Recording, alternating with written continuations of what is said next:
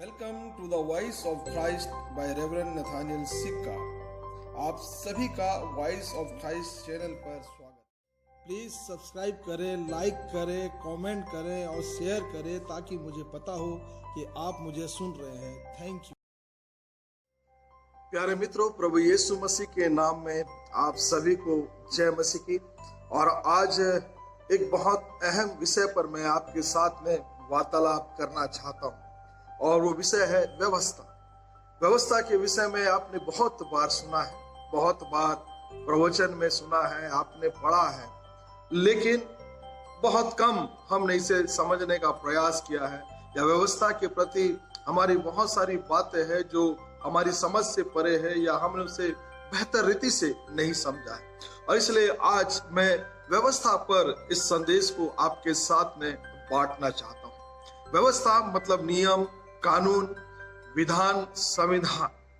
और ये जो व्यवस्था है सीनै पर्वत पर इजरायलियों को दिया गया था ताकि वो उस व्यवस्था का पालन कर सके। और इस बात को समझने के लिए हम पवित्र शास्त्र में पढ़ ले। व्यवस्था विवरण की किताब उसके 4 अध्याय और 13 पद से 14 पद इसमें लिखा हुआ है। अतः उसने तुम्हारे लिए अपनी वाचा अर्थात 10 आज्ञा की घोषणा की तथा उनको पालन करने की आज्ञा दी।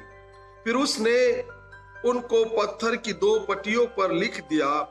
और यहोवा ने उस समय मुझे आज्ञा दी कि तुम्हें विद्या और नियम सिखाओ जिनका तुम उस देश में जिसको अपने अधिकार में करने के लिए प्रवेश करने वाले हो पालन कर सको। तो यहाँ पर जब हम व्यवस्था के विषय में देखते हैं जो सीनै पर्वत में इजरायलियों को मिला था, जब हम इस पद को पढ़ते हैं गौर से तो 2 बातें हमें समझ में आती है जो ध्यान देने योग्य बात है। पहली बात, जो व्यवस्था दी गई वो यहोवा परमेश्वर के द्वारा दी गई। और जो यहोवा परमेश्वर के द्वारा जो व्यवस्था दी गई उस व्यवस्था में 10 आज्ञा का जिक्र है जो परमेश्वर ने दिया। और यहाँ पर जब हम प्रभु के वचन में पढ़ा है व्यवस्था विवरण 4, 13 और 14 पद में, तो यहाँ पर लिखा हुआ है कि परमेश्वर ने इजरायलियों को 10 आज्ञा की व्यवस्था दी और उन्हें पट्टियों पर लिख दिया और उसकी घोषणा की। अर्थात कि ये सीधे सीधे परमेश्वर ने इजरायलियों को ये व्यवस्था दी थी अपने हाथों से लिखकर, जो 10 आज्ञा थी। और इसमें जो दूसरी बात है, दूसरी व्यवस्था है, वो ये है कि परमेश्वर ने मूसा को आज्ञा दी कि वो विधिया और नियमों को इजरायलियों को सिखाए। तो जो दूसरी व्यवस्था थी वो मूसा को परमेश्वर ने मौखिक रूप से दी, वर्बली दी कि मूसा उन बातों को, उन नियमों को, उन विधि विधानों को इजरायलियों को मानना सिखाए। तो यहाँ पर हम 2 तरह की व्यवस्था देखते हैं। एक व्यवस्था जो परमेश्वर ने सीधे रूप में इजरायलियों को दी, जो 10 नियम की व्यवस्था थी, 10 आज्ञा की व्यवस्था थी। और दूसरी व्यवस्था परमेश्वर ने मूसा को आज्ञा दी कि वो लोगों को सिखाया करें। दूसरी व्यवस्था जो कि मूसा के द्वारा इजरायलियों को दी गई, जिसमें बहुत सारे नियम, जिसमें बहुत सारे कानून, जिसमें बहुत सारे विधि विधान थे। तो मूसा की जो व्यवस्था थी उसमें बलिदान का जिक्र था, उसमें प्रायश्चित का जिक्र था, उसमें खतना का जिक्र था और अनेक नियम और उपनियम और प्रायश्चित और अनेक प्रकार के दंड संहिता का नियम परमेश्वर के द्वारा जो वर्बली रूप से मूसा को दिया गया था, जिसमें मूसा की अपनी समझ का भी योगदान था, वो इजरायलियों को दी गई थी। तो इसमें हमें समझना है कि एक व्यवस्था जो परमेश्वर की थी, जो 10 आज्ञा दी गई थी, जो स्वयं परमेश्वर ने दिया था, और दूसरी व्यवस्था मूसा के द्वारा परमेश्वर ने वर्बली दिया था, मौखिक रूप से दिया था कि मूसा उन बातों को इजरायलियों को सिखाया करे। तो ये 2 बात है। और मूसा की व्यवस्था में वो सारे नियम, वो सारे रीति रिवाज थे, विधान थे। और परमेश्वर की व्यवस्था जो परमेश्वर ने सीधे रूप में दी थी वो था 10 आज्ञा। मूसा की व्यवस्था की एक जो विशेषता थी वो ये थी कि जब कभी कोई व्यक्ति परमेश्वर की व्यवस्था को तोड़ता या उसके खिलाफत करता या उसके प्रति गुनहगार होता, तो मूसा की व्यवस्था उसके लिए सहायक होती कि उसे मूसा की व्यवस्था के द्वारा, उस विधि के द्वारा पछताप कर परमेश्वर की नजरों में फिर से उसे पवित्र बनना होता था, परमेश्वर की नजरों में फिर से उसे धर्मी होना होता था। तो एक प्रकार से मूसा की व्यवस्था एक सहायक थी कि यदि कोई व्यक्ति पाप में गिर जाए, अधर्म में गिर जाए या परमेश्वर के नियम को, विधान को तोड़ दे, तो मूसा की व्यवस्था जो कि प्रायश्चित की व्यवस्था थी, बलिदान की व्यवस्था थी, विधान की व्यवस्था थी, उस व्यवस्था का पालन करके पुनः व्यक्ति या इजरायली धर्मी होने की प्रक्रिया को पूर्ण करते थे। और इसका एक उदाहरण हम देख लें, यदि हम लेवी व्यवस्था की किताब और उसका 5वां अध्याय और उसकी पहली पद में पढ़े तो यहाँ पर लिखा हुआ है कि यदि किसी गवाह को शपथ दिलाई जाकर पूछा जाए कि क्या तूने यह देखा है या इसे जानता है, और वह ना बताकर पाप करे, तो उसका अधर्म उसी के ऊपर पड़ेगा। ये परमेश्वर की 9वीं आज्ञा को तोड़ने का अधर्म था। निर्गमन 20 उसके 16 पद में जब हम पढ़ते हैं कि किसी के विरुद्ध झूठी साक्षी ना देना, तो इस प्रकार का यदि कोई अपराध अपने जीवन में करता था तो वो प्रायश्चित के लिए मूसा की व्यवस्था का इस्तेमाल किया करता था। जैसा कि हम लेवी व्यवस्था उसके 5वें अध्याय के 6वें पद में पढ़ते, इसमें लिखा हुआ है, ऐसा व्यक्ति जिसने झूठी गवाही दी है, ऐसा व्यक्ति अपने पापों के लिए या पाप बलि के लिए एक भेड़ी या बकरी लाए, तब याजक उसके पाप के लिए प्रायश्चित करे। अर्थात परमेश्वर की आज्ञाओं की पूर्ति कर धर्मी बनने के लिए मूसा की व्यवस्था सहायक हुआ करते थे, और मूसा की व्यवस्था या उन रीति रिवाजों का या बलिदान का अनुष्ठान करके परमेश्वर के सम्मुख एक व्यक्ति धर्मी होने का जो प्रोसेस है, जो प्रक्रिया है, उसे पूरा करता था। लेकिन प्यारे मित्रों, समय के साथ मूसा की व्यवस्था अत्यधिक जटिल होती चली गई। समय के साथ मूसा की व्यवस्था अत्यधिक जटिल, खर्चीली, अर्थहीन और हिंसक होती चली गई। जटिल इसलिए कि प्रायश्चित के या बलिदान के जो विधियां थे, जो नियम थे, वो अत्यधिक कठिन थे, अत्यधिक पेचीदा थे और जो आम लोगों की समझ से परे थे। खर्चीली इसलिए क्योंकि पाप और पुण्य के इस संघर्ष में अनेक प्रकार के बलिदान लोगों को चढ़ाने पड़ते थे, अनेक प्रकार की भेंट देनी पड़ती थे, और ये एक बड़ी खर्चीली प्रक्रिया हुआ करती थी अपने आप को पवित्र, अपने आप को धर्मी बनाने के लिए। और ये अर्थहीन भी थी क्योंकि इसमें केवल इंसान के बाहरी रूप का ही एक पछताप हुआ करता था, जिसका उसके मन विचारों से कोई संदर्भ नहीं था, कोई उससे संबंध नहीं था। यदि कोई गुनाह करे, कोई पाप करे, तो एक बलिदान चढ़ाकर अपने आप को पवित्र, अपने आप को वो शुद्ध समझ लेता था। तो एक औपचारिकता थी, एक पवित्रता की, जिसका दिल से, जिसका दिमाग से, मन से कोई कनेक्शन नहीं था। और ये अत्यधिक हिंसक भी थी कि गुनाह के लिए, अपने पापों की शुद्धता के लिए लाखों भेड़ बकरियों का बलिदान वर्ष में कर दिया जाता था।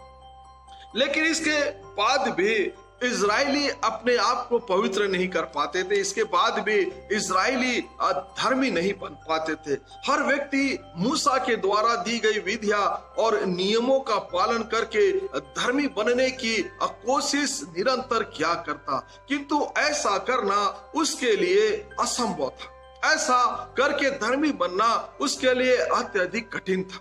और इसलिए रोमियो में, यदि हम रोमियो की पत्री उसका 3रा अध्याय और 20वें पद को पढ़े, तो पौल बड़ी दृढ़ता के साथ में कहता है, क्योंकि उसकी दृष्टि में कोई भी प्राणी व्यवस्था के कार्यों से धर्मी नहीं ठहरेगा। कोई भी प्राणी, बड़ी दृढ़ता के साथ में रोमियो में पौलुस कहता है कि कोई भी व्यक्ति व्यवस्था के कामों के द्वारा धर्मी नहीं बन सकता।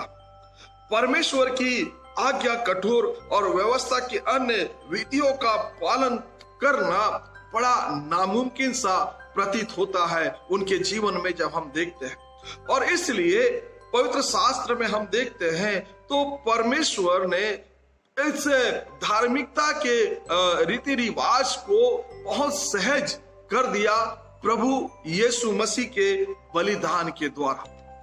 लोगों के लिए परमेश्वर ने धार्मिकता पाने का एक आसान रास्ता खोल दिया जो प्रभु यीशु मसीह के बलिदान पर बनाई गई।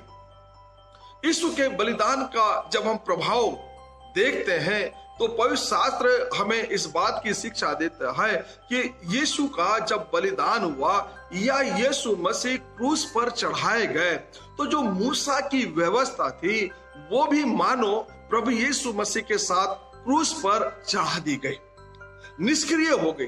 जैसे प्रभु यीशु मसीह बलिदान हो गया वैसे ही मूसा की व्यवस्था भी अब बलिदान हो गई।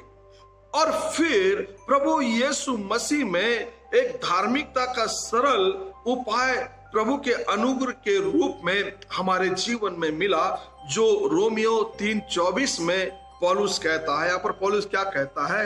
वे उसके अनुग्रह ही से उस छुटकारे के द्वारा जो मसीह यीशु में है सेत में धर्मी ठहराए जाते हैं। पवित्र शास्त्र में यहाँ पढ़ते हैं तो पौलुस कहता है कि वे उसके अनुग्रह ही से उस छुटकारे के द्वारा मसीह यीशु में सेत में अधर्मी ठहराए जाते हैं। और 3:28 में क्या कहता है इसी रोमियो की पत्री में? इसलिए हम इस परिणाम पर पहुंचते हैं कि मनुष्य व्यवस्था के कामों से नहीं वरन विश्वास के द्वारा धर्मी ठहराया जाता है। परमेश्वर ने प्रभु यीशु मसीह के बलिदान के द्वारा मूसा की व्यवस्था को निष्क्रिय कर दिया, बलिदान कर दिया और लोगों के लिए एक नया रास्ता दिया जो प्रभु यीशु मसीह के बलिदान के द्वारा मिला। कि प्रभु यीशु मसीह के बलिदान के द्वारा लोग सेत में धर्मी ठहराए गए, वो विश्वास करने के द्वारा धर्मी ठहराए गए। अर्थात कि जो विशेष बात समझने के लिए है कि जो धार्मिकता जिसे इजरायलियों को कमानी पड़ती थी, जिसके लिए बहुत उन्हें संघर्ष करना पड़ते थे, बड़े बड़े बलिदान चढ़ाना पड़ता था, लेकिन उसके बाद भी वो अपने आप को धार्मिक बनाने में असफल हुआ करते थे। पर शास्त्र में लिखा हुआ है कि प्रभु यीशु मसीह के बलिदान के द्वारा परमेश्वर ने व्यवस्था को निष्क्रिय किया और हमें सेत में उसके बलिदान के द्वारा धार्मिकता दी गई। अब क्या है कि हम विश्वास करके उसकी धार्मिकता को प्राप्त कर सकते हैं। अब किसी भी व्यक्ति को परमेश्वर के सामने धर्मी बनने के लिए किसी प्रकार की कोई बड़े बलिदान की आवश्यकता नहीं है, कोई बड़े भेंट की आवश्यकता नहीं है, कोई भलाई के काम को करने की आवश्यकता नहीं है, कोई बड़ा बलिदान और प्रायश्चित करने की आवश्यकता नहीं है। परमेश्वर ने यीशु मसीह में हर एक लोगों को, हर एक विश्वासियों को पवित्र किया, धर्मी ठहराया और प्रभु यीशु मसीह की धार्मिकता उनके जीवन में प्रदान की। तो कोई व्यक्ति अपने धार्मिक कामों के द्वारा, कोई व्यक्ति अपने भलाई के द्वारा परमेश्वर की धार्मिकता को प्राप्त नहीं कर सकता, लेकिन धार्मिकता परमेश्वर के द्वारा विश्वासियों को प्रभु यीशु मसीह में सेत में फ्री में दी गई है। अब इस बात को हमें सीखने का प्रयास करना है पवित्र शास्त्र के अंदर में कि अब हमें बलिदान चढ़ाने की आवश्यकता नहीं धर्मी बनने के लिए, अब हमें कोई बड़ा काम करने की आवश्यकता नहीं धर्मी बनने के लिए, क्योंकि प्रभु यीशु मसीह ने हमें स्वयं धर्मी अब बना दिया। लेकिन अब जो समझने की बात यह है कि धार्मिक बनने के लिए हमें कुछ करने की आवश्यकता नहीं है, लेकिन क्योंकि हम धार्मिक बन गए हैं इसलिए हमें अपनी धार्मिकता को प्रभु यीशु मसीह में इस संसार में प्रकट करने की आवश्यकता है। हमें धर्मी बनने के लिए कुछ नहीं करना है। धर्मी तो प्रभु ने अपने बलिदान के द्वारा, अपने अनुग्रह के द्वारा हमें बना दिया है। लेकिन चूंकि हम अब धर्मी बन गए हैं तो हमें अपने धर्मी होने के स्वभाव को परमेश्वर की आज्ञाओं को मानने के द्वारा पूरा करना है। जैसा कि प्रभु यीशु मसीह, जब हम पवित्र शास्त्र में पढ़ते हैं तो प्रभु यीशु मसीह ने जो भलाई के काम किए, जो धार्मिकता के काम किए, जो अच्छे अच्छे काम किए, वो इसलिए नहीं किए कि वो परमेश्वर का पुत्र बनना चाहता था। वो तो स्वयं परमेश्वर का पुत्र था। उसे भलाई का काम करने के लिए, भलाई का काम करते हुए, धार्मिकता के काम करते हुए वो इसलिए नहीं करना था कि वो धार्मिक बनना चाहता है, लेकिन वो उन कामों को इसलिए कर रहा था क्योंकि वो धर्मी है, क्योंकि वो परमेश्वर का पुत्र है। वो आज्ञा को इसलिए मान रहा था कि वो परमेश्वर का पुत्र है। आज्ञा पालन इसलिए नहीं कि वो आज्ञाकारिता के द्वारा धार्मिक होना चाहता था, लेकिन आज्ञाकारिता इसलिए क्योंकि पुत्र का स्वभाव है कि वो आज्ञाओं को माने। और इसलिए अनेक बार प्रभु ने वचन में सिखाया है कि परमेश्वर के आज्ञाओं को मानना है, क्योंकि ये पुत्र का स्वभाव है। ये एक धार्मिक व्यक्ति का स्वभाव है कि वो स्वभाव से ही धर्म के काम करता है। हमें धार्मिक बनने के लिए धर्म के काम नहीं करना है, हमें पुत्र बनने के लिए धर्म के काम नहीं करना है, क्योंकि हम तो प्रभु यीशु मसीह के द्वारा धार्मिक सेतमेत बना दिए गए हैं। हम तो प्रभु यीशु मसीह के द्वारा विश्वास करने से परमेश्वर की संतान बना दिए गए हैं। तो हमें धार्मिकता को प्राप्त करने के लिए कुछ करने की आवश्यकता नहीं है, लेकिन क्योंकि हम धार्मिक बन गए हैं, इसलिए धार्मिकता का जो स्वभाव है उस स्वभाव को प्रकट करने की आवश्यकता है। एक धार्मिकता का स्वभाव है कि वो भलाई करता है। पुत्र का स्वभाव है कि वो आज्ञाकारिता में जीवन जीता है, और परमेश्वर ने हमें पुत्र और पुत्री बना दिया है। तो हमें धार्मिक बनने के लिए कुछ नहीं करना है, लेकिन क्योंकि हम धार्मिक हैं तो अपने स्वभाव को अपने जीवन के द्वारा प्रकट करना है। धार्मिकता का काम पुत्र का स्वभाव है। धार्मिकता का काम एक धार्मिक व्यक्ति का स्वभाव है, और उसी स्वभाव के द्वारा इस संसार के अंदर में हमें अपनी धार्मिकता को और अपने पुत्र होने के उस स्वभाव को अपने अच्छे कामों के द्वारा, अपनी भलाई के द्वारा, अपनी सेवा के द्वारा प्रकट करनी है। फिलिपियो, जब हम दूसरा अध्याय 12 और 14 पद पढ़े तो पौलुस क्या कहता है, इसलिए मेरे प्रियो, जिस प्रकार तुम सदैव आज्ञा पालन करते आए हो, ना केवल मेरी उपस्थिति में, अब उससे भी अधिक मेरी अनुपस्थिति में डरते और कांपते हुए अपने उद्धार का काम पूरा करते चले जाओ। यहाँ पर पौलुस क्या कह रहा है कि आज्ञाकारिता एक धार्मिक व्यक्ति की पहचान है। आज्ञाकारिता एक धार्मिक व्यक्ति का स्वभाव है, और जो कि हम धार्मिक हैं प्रभु यीशु मसीह के द्वारा उस पर विश्वास करने के कारण हम सेत में धर्मी ठहराए गए।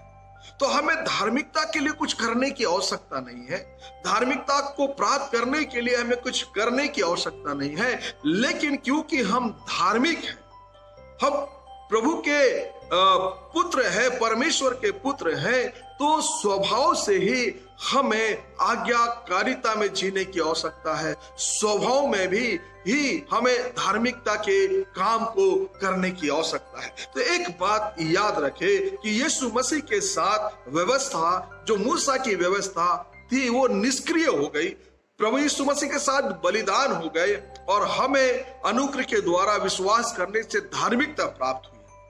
तो हमें धार्मिक बनने के लिए कुछ करने की आवश्यकता नहीं है, लेकिन क्योंकि हम धार्मिक हो चुके हैं प्रभु यीशु मसीह में, हमें एक धार्मिक बेटे की तरह, एक धार्मिक व्यक्ति की तरह स्वभाव से ही धर्म के काम, पवित्रता के काम और भलाई के काम और आज्ञाकारिता के काम, जो एक पुत्र का स्वभाव है, एक धार्मिक व्यक्ति का स्वभाव है, उन कामों को करने की आवश्यकता है। आशा करता हूं कि आपने इस बात को अच्छी रीति से सीख लिया होगा।